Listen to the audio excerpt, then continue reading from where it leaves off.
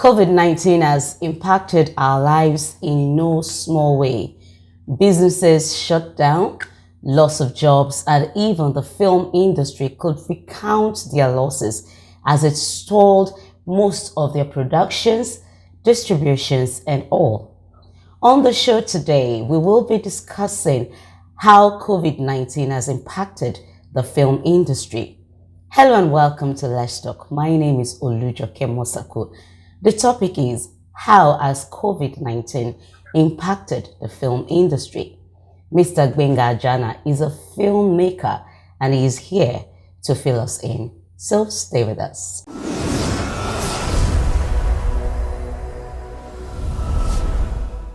Thank you for coming on the show. It's indeed a great privilege and an honor to have you here.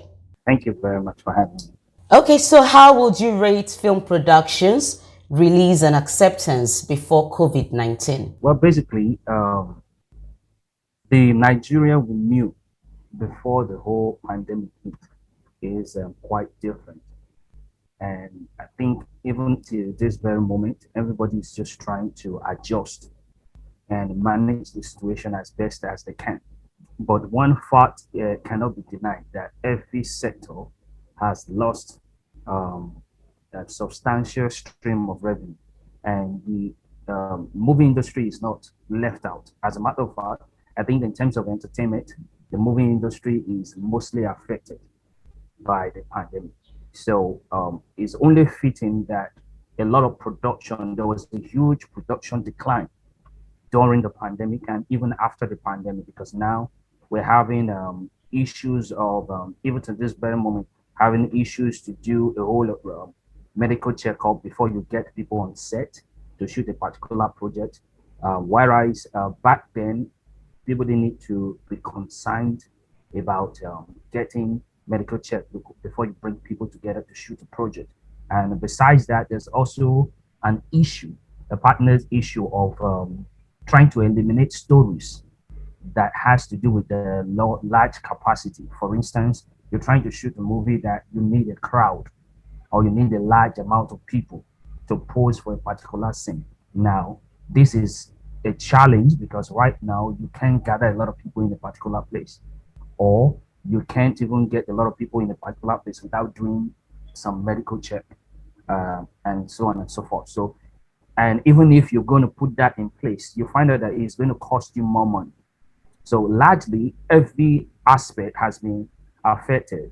Actors or actresses and artists, they charge more right now because now there's a consideration of their health that they are putting in place. So for a filmmaker, it's more tasking because now you have to move so many puzzles together. And at the end of the day, we're just trying to make best deal with the situation we find ourselves. Okay, so in Nollywood is rated, Nollywood is rated as the second largest film industry in the world. As a member, how has COVID-19 affected the industry? Well, I think prior to the hitting of the pandemic, Nollywood was already shifting towards major streaming platforms. I think it's safe for me to say that um, there was a there was already an opportunity for an industry like ours to vie into other aspects. I remember a couple of while ago when um, a seminar, a filmmaker seminar, and somebody raised the question that what would happen if you can't sell your content the way you usually sell it? What are other options do you have if you can't sell your content? So I guess that also sparked up a whole lot of interest in the mind of a whole lot of business-minded people to start looking for how to start shifting their content to streaming platforms. And of course, we can't deny that the coming of or the introduction of Netflix into the Nigerian market actually helped a lot of filmmakers. Now we have a lot of filmmakers who have done jobs for years, but they didn't have the opportunity to put it out, or who have done jobs recently that they feel that taking it through the process of the cinema is too daunting or tasking. So now there's a streaming platform that helps them cope with that chaos that they would naturally have gone through. And beside Netflix, we have other independent streaming platforms that are rising up from Nigeria. So that also helps mitigate the adverse effect that the whole pandemic would have had, because it would have been a different case if there wasn't another means to move content, since people were not moving around that period and people were not producing that period. You understand? So, but having being in an economy like us, that we are rated as the second largest film producing economy in the world, it is also not it is also uh, not too certain, in the sense that we can't be too sure that what we have right now or what we are banking on will be sustained. So how has it affected, has COVID-19 affected the distribution of this uh, um, content? It's simple, because even though we have a streaming platforms, there are still a whole lot of restrictions. There's still a whole lot of, I would say, the Nigerian factor. Not every filmmaker can access it. Not every film producer can access the terms, the conditions, because there are a lot of people who, when they step into an opportunity, they raise the bar so high that it's difficult for other people to cope with. So, in general, I still feel a large percentage of filmmakers are affected because of the COVID-19, and we're just trying to make the best out of it. People are just trying to look for a way to access streaming platforms to move out their content faster. I hope that answers the question. Okay, so is it true that artists and filmmakers struggled to survive during lockdown? And at what point did things begin to pick up, if it actually did?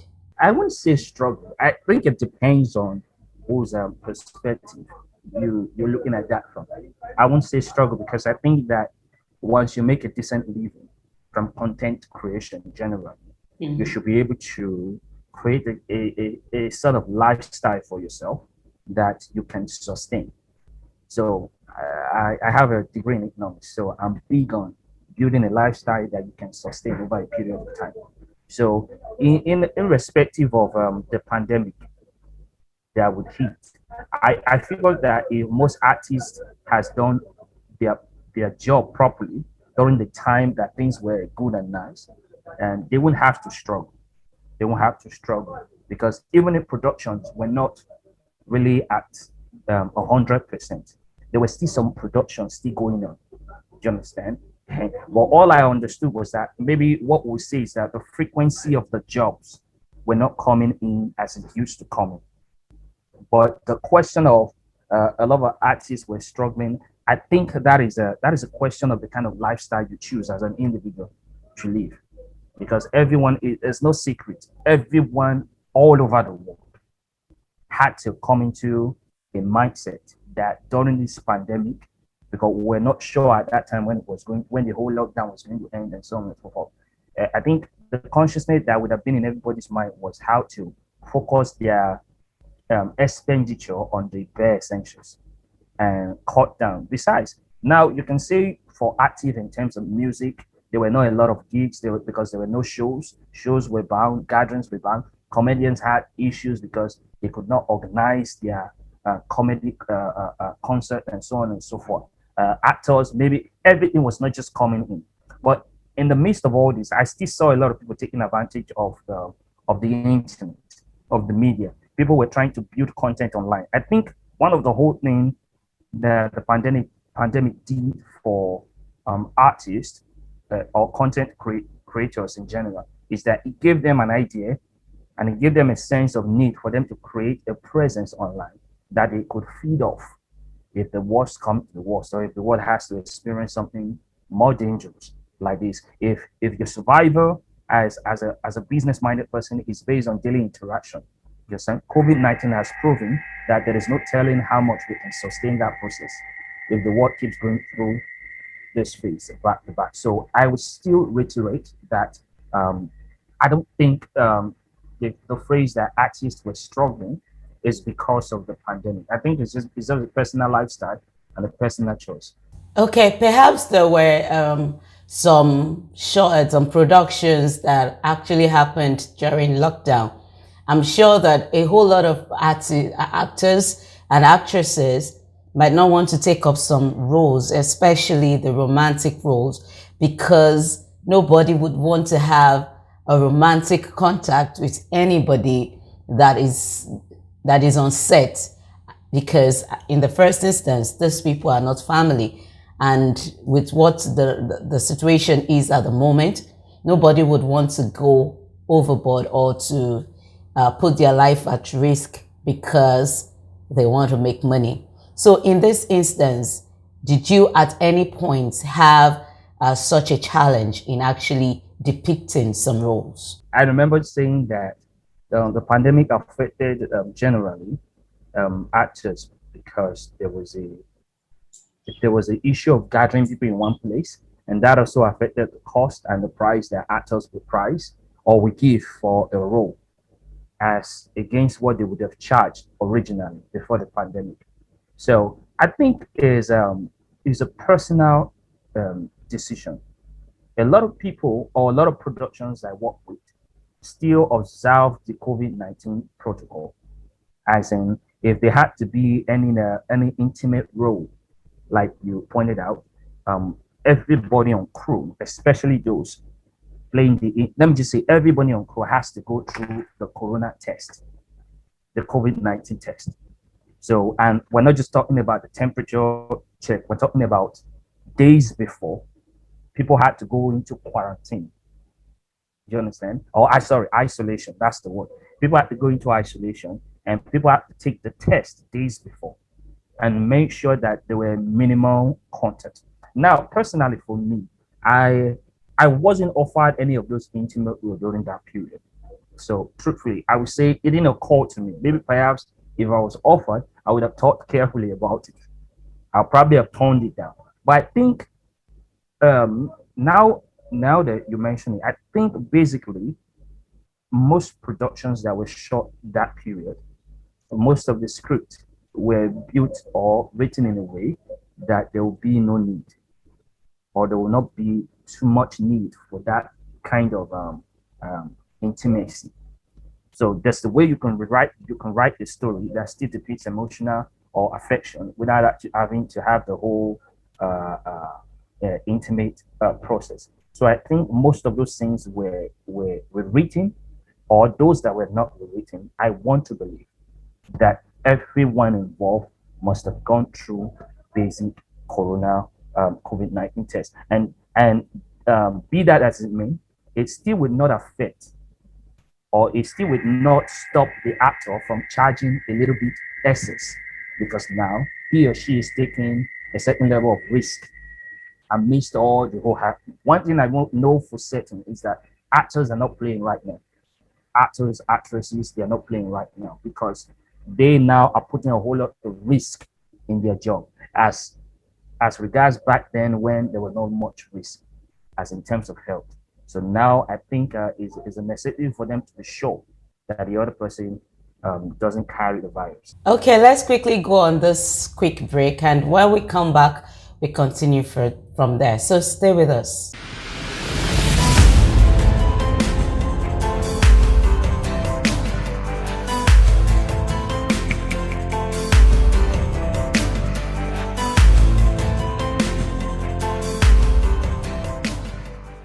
The program is still Let's Talk on DNT Work, and my guest has been Mr. Gbenga Ajana. He is a filmmaker, and the topic has been how COVID-19 has impacted the film industry. So if you're just joining us, I think you've not really missed so much, but you can take the ride with us. So enjoy the ride. Thank you so much once again, Mr. Gbenga, for coming on the show. And thank you so far for the discussion we've had. Now, in my next question is, I read that the Chinese film industry lost 2 billion US dollars in March 2020 when all cinemas were closed. North America saw its lowest box office since 1998 when Cineworld closed its cinemas in October 2020. To mention just a few, what was the case in Nollywood, especially the cinemas or the theaters, if we may use that word? Okay, first of all, I want to make this word this this phrase, and forgive my ignorance if I may come out a little bit wrong or somewhere out of point. I think the reason why we can have that data in Nigeria is because I don't think the cinemas have a general database of telling us what they make every year. I don't think there is a general database of that. So now we can track the loss from if we know what is averagely expected every year or per annum. So for other countries now, it's easy for them to have those data because they have a system that works for them. And even when filmmakers come and tell you that, okay, this is what my film grossed in the box office in 2 weeks. So most times, what they tell you is the gross. We don't know exactly the kind of partnership, the kind of deals that was made. So in general, I would say that what I can give a basic response to is that I can bet you that a whole lot of filmmakers who had a movie in the industry in the cinemas prior to the time of COVID-19 that were somehow scheduled to be released during the COVID-19 period, they would have lost a lot of money, especially a lot of filmmakers who took loans or who had sort of investment that required ROI, return on investment, after a period of time from friends and families. So I would say a lot of people ran at loss because I know a couple of people who had movies that were scheduled to be released that period, and it was really difficult for them because they did not know when the cinemas were going to open up, and even if the cinemas were going to open up, most even switched from the cinemas and started selling their content to streaming platforms because they just could not wait. Do you understand? And even when the cinemas opened back, there was still a whole lot of restriction on how many people could go see the movie, or how many people could sit in the theater, and how many people could be in the place. So that all this whole process is eventually going to slow the the return or the revenue that it would have generated on a norms if there were no pandemic. So generally, I think if it affected the filmmakers, definitely the revenue would definitely decline in Nigeria drastically because a lot of cinemas were closed. There are even some that didn't survive after the pandemic. That's true. There are even a lot of cinemas that completely went belly up, shut down, and they didn't survive after the ban on cinemas were lifted. Okay, so as a filmmaker, how would you count your loss if you had any? And if there is, and what way do you think film industry world over could recuperate and go back to the days of milk and honey? As a filmmaker, right? Uh, I think I'll count my loss. As a filmmaker, if I had invested a lot of money at that time, I was supposed to shoot a movie at that period before the COVID-19, and I was so thankful that I didn't do it. Yeah, because so many things that would have gone wrong at that moment, especially if you are. The thing is, there are different kind of filmmakers. If I've always said that if you are in the business to make immediate cash, like quick cash, then you have to get out. It's the wrong business for you. You have to be patient. You have to give it time because chances are you're going to make a whole lot of mistakes before you get it right. And chances also are, or when you think you have the right assets, it might be the wrong assets tomorrow. So you have to make sure that you're always thinking of the next step to better your production house or your production company. So yeah, for me, I would think as many of those who would have lost money during the period, I think it's an opportunity for them to just go back to the drawing board, re-strategize. You understand? Start making content that are not just fit for the Nigerian brand, but content or stories that could cut across culture, cut across ethnic, even civilization or economic structure, so that you have, by having those kind of stories, and not just the frequent normal stories that we have, by having those kind of intellectual stimulating stories, you are opening your content for a larger audience, for a larger appeal. So that way you can begin to access other platforms, other other the stations, whether on satellite or in and across the country, who wants content. There are stations who buy content all the way from Europe, and they buy Nigerian content. You understand? But your story has to be something that is easy to relate, irrespective of where you're coming from. There are stories that are properly crafted in Nigerian culture that a foreigner would not get, no matter how exciting you think it is. So we should be able to tell a story that even if somebody that does not understand us is looking at it, is related. I think the film industry in Nigeria is quite partial. And I say this with a lot of respect to content creators and um, people who have done well for themselves. And more importantly, I say it with respect to people who have paid the price over time. And I think Nigeria film industry is one sided, and there's the reason it's one sided because a lot of people brought out or claim to bring out the interest that the Nigerian film industry has created all over the world. So once they brought that out, they want to hold firm to that position.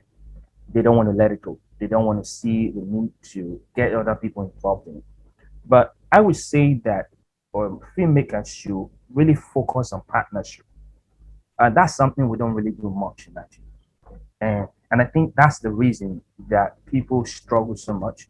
Either you have a good idea, but because you're trying to do it in your own capacity, you produce half-baked content. So I think that for filmmakers, one of the ways you can create quality content is to leverage on partnership. Even if you have to come together, even if 4 or 5 film house or production house have to come together to partner and do something quality. If we can create something of good value, you understand? Distribution would not be a problem. Distribution will not be a problem. Distribution is always a problem when what you have is channeled at one particular uh, uh, uh, uh, demand. And so therefore you're having a problem pushing it to other demands because what you have does not suit other demands. Thank you so much, Mr. Gbenga. It's been wonderful, wonderful having you on the show. Do you have a final word? Well, I would say that we've done a lot as a nation, entertainment wise. You understand? But I think there is one factor that keeps limiting us from reaching the highest potential that we can as a people is still the the understanding of we don't need people to do stuff, and it is important that we know that partnership is key. It's key, and we should learn how to most times put our ego aside, forget about who's going to take the glory initially, and just focus on the end goal. So if there's one thing I really would like to see change in the industry is the industry opening up to new ideas and fresh concepts. The mindset of this is the way it has been done and that is the way it's always going to be done. That's the same problem we have in our political space. So we need to be generally as a people be opened up to new ideas. Seeing there is a creative industry, I do not believe that we're supposed to function with an insane level of ignorance. I figure that the essence of creativity is that we should be open to new things. So I'm still looking forward to having that experience in the Nigerian industry, film industry. Thank you. Thank you for that. And to you out there, thank you too for joining us on this edition of Let's Talk. But I'm going to leave you with the words of Mr. Gbenga Ajana. And actually, this is for the actors, the actresses, and aspiring actors and actresses and the world over, that partnership is key and be opened to creativity. So it's not just in the film industry, but even in our general life, because wherever we are or whatever we do, we actually need partnership. We need to support ourselves and to be able to actually get the best out of whatever we do. Until next time, I remain Oluja Kimosaku. Bye for now.